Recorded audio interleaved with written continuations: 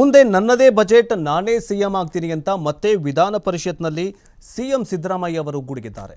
ಅದರ ಬಗ್ಗೆ ನೋಡ್ತಾ ಹೋಗೋದಾದ್ರೆ ಸಿಎಂ ಬದಲಾವಣೆ ಚರ್ಚೆ ನಡುವೆಯೂ ಕೂಡ ಮೊನ್ನೆಯಷ್ಟೇ ವಿಧಾನಸಭೆ ಅಧಿವೇಶನದಲ್ಲಿ ಗುಡುಗಿದಂತಹ ಸಿಎಂ ಸಿದ್ದರಾಮಯ್ಯ ನಾನೇ ಮುಂದಿನ ಸಿಎಂ ಆಗ್ತೀನಿ ಅಂತ, ನಾನೇ ಮುಂದಿನ ಬಜೆಟ್ ಕೂಡ ನಾನೇ ಮಂಡನೆ ಮಾಡ್ತೀನಿ, ನಾನೇ ಮುಂದಿನ ಸಿಎಂ ಆಗ್ತೀನಿ ಅಂತ ಸಿಎಂ ಸಿದ್ದರಾಮಯ್ಯನವರು ಗುಡುಗಿದ್ರು.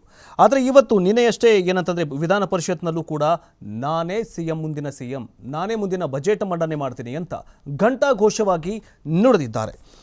ಇವೆಲ್ಲವನ್ನ ನೋಡ್ತಾ ಇದ್ರೆ ಹೈಕಮಾಂಡ್ ಎಲ್ಲೋ ಒಂದು ಕಡೆ ಏನೋ ಒಂದು ಸಂದೇಶ ಕೊಟ್ಟಿದೆಯಾ ಇಬ್ಬರಿಗೂ, ಡಿ ಕೆ ಶಿವಕುಮಾರ್ ಅವರಿಗೂ ಕೂಡ ಅಷ್ಟೇ, ಜೊತೆಗೆ ಸಿಎಂ ಸಿದ್ದರಾಮಯ್ಯ ಅವರಿಗೂ ಕೂಡ ಅಷ್ಟೇ.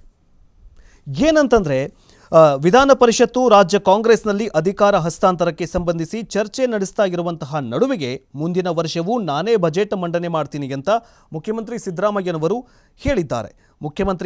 ಮುಖ್ಯಮಂತ್ರಿಗಳು ವಿಧಾನ ಪರಿಷತ್ನಲ್ಲಿ ನೀಡಿದ ಈ ಹೇಳಿಕೆ ತೀವ್ರ ಚರ್ಚೆಗೆ ಕಾರಣವಾಗಿದೆ.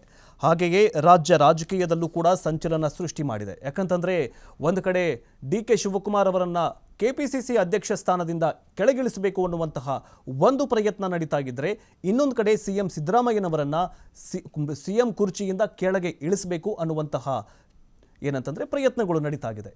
ಇವೆರಡರ ಮಧ್ಯೆ ನಾನು ಸಿಎಂ ಮುಂದಿನ ಸಿಎಂ ನಾನೇ ಅಂತಂದರೆ 2028ರಲ್ಲೂ ಕೂಡ ಇವರೇ ಸಿಎಂ ಆಗ್ತಾರಾ, ಅಥವಾ ಮುಂದಿನ ಸಿಎಂ ಅಂದರೆ ಮುಂದಿನ 2.5 ವರ್ಷಗಳ ಕಾಲ, ಮುಂದಿನ ಏನು 50-50 ಅನುಪಾತದಲ್ಲಿ ಶೇರಿಂಗ್ ಆಗಿತ್ತಲ್ಲ, ಆ ಒಂದು ಅದಕ್ಕೆ ಕಾಂಪ್ರಮೈಸ್ ಆಗಿದೆಯಾ ಹೈಕಮಾಂಡ್ ಅನ್ನುವಂತಹ ಪ್ರಶ್ನೆ ಮೂಡೋದು ಸಹಜ. ಇನ್ನು ಕೆಲವೊಂದಿಷ್ಟು ವರದಿಗಳನ್ನು ಹಿಡಿದುಕೊಂಡು ನಿನ್ನೆಯಷ್ಟೇ ಸಿದ್ದರಾಮಯ್ಯನವರು ತೋರಿಸಿದ್ದಾರೆ. ಏನಂತಂದರೆ ಏನು ಗ್ಯಾರಂಟಿ ಯೋಜನೆಗಳಿಂದ ನಾವು ಸಕ್ಸಸ್ ಆಗಿದ್ದೀವಿ, ಜನಾಶೀರ್ವಾದ ಇದೆ, ಹಾಗೆ ಹೀಗೆ ಅಂತ ತೋರಿಸಿದ್ದಾರೆ. ಬಟ್ ಏನಂತಂದರೆ ಸಿಎಂ ಸಿದ್ದರಾಮಯ್ಯನವರನ್ನು ಟಚ್ ಮಾಡೋದಕ್ಕೆ ಹೈಕಮಾಂಡ್ಗೂ ಆಗ್ತಾ ಇಲ್ವಾ ಅನ್ನುವಂತಹ ಪ್ರಶ್ನೆ ಮೂಡೋದು ಸಹಜ. ಯಾಕಂತಂದರೆ ಅಹಿಂದ ಶಕ್ತಿ ಇದೆ, ಅವರಿಗೆ ಅಹಿಂದ ಬಲ ಇದೆ, ಜನಬಲ ಇದೆ, ಜೊತೆಗೆ ಶಾಸಕರ ಬಲ ಇದೆ, ಜೊತೆಗೆ ಎಲ್ಲ ಒಂದು ಕಡೆ ಇಂಡೈರೆಕ್ಟ್ ಆಗಿ ಅಥವಾ ಡೈರೆಕ್ಟ್ಲಿ ಆರ್ ಇಂಡೈರೆಕ್ಟ್ಲಿ ಹೈಕಮಾಂಡ್ ಬಲವೂ ಕೂಡ ಇದೆಯಾ ಅನ್ನುವಂತಹ ಪ್ರಶ್ನೆ ಮೂಡೋದು ಸಹಜ. ಈಗಾಗಲೇ ಅಹಿಂದ ಬಲದಿಂದಾಗಿ ಸಿದ್ದರಾಮಯ್ಯನವರು ಅಹಿಂದ ರಾಮಯ್ಯ ಅಂತ ಹೆಸರು ಪಡೆದುಕೊಂಡಿದ್ದಾರೆ. ಅನೇಕ ಯೋಜನೆಗಳನ್ನು ಜಾರಿಗೆ ತಂದು ಅನ್ನರಾಮಯ್ಯ, ಅನ್ನಭಾಗ್ಯ ಯೋಜನೆಗಳನ್ನೆಲ್ಲ ತಂದಿದ್ದಾರೆ. ಬಟ್ ಈಗ ಮುಂದಿನ ವರ್ಷವೂ ಕೂಡ ಅಂದರೆ ಮುಂದಿನ ಪೂರ್ಣಾವಧಿ ಸಿಎಂ ನಾನೇ ಆಗ್ತೀನಿ ಅನ್ನುವುದರ ಮೂಲಕ ಎಲ್ಲೂ ಕೂಡ ಹೇಳಿರಲಿಲ್ಲ ಸಿಎಂ ಸಿದ್ದರಾಮಯ್ಯನವರು.